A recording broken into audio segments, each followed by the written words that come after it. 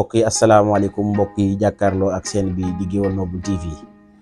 ngeen ànd ci ndongal borom Daaru Saam Mass Faye Gueweul Noble tey jii nag ma di leen présenté émission bi nga xam si nii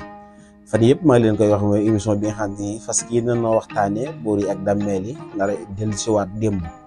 nar a demaat ci dëkki cosaan yi nar faa fekk borom xam-xam yi nga xam te ni mooy borom xam-xam fasantikoo yi di leen wax ne incha allahu rabbi mën ngeen koo xaar ci seen bi di Gueweul Noble TV noonu cee waxtaanee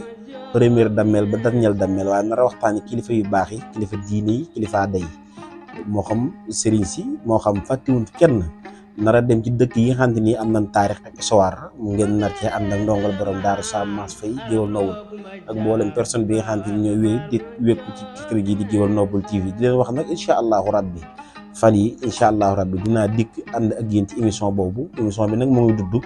ëttu ndaanaan yi ndaanaan nag buñ ko waxee mooy kilifa gi nga xam ne def na loo xam ne jëriñ na société bi moo xam buur la moo xam kilifa diine la moo xam kilifa aada la dina wax incha allahu rabbi mën ngeen koo xaar ci seen bi di Gueweul Noble TV incha allahu rabbi fii ak fan rek dina démarrer incha allahu rabbi di woo nag mboolem ñi nga xam ne dañoo bëgg ku leen publicité moo xam jàngale war a cant mën ngeen a jokkoo ak service commercial Gueweul Noble TV ci numéro bii ci écran bi kon jërë ngeen def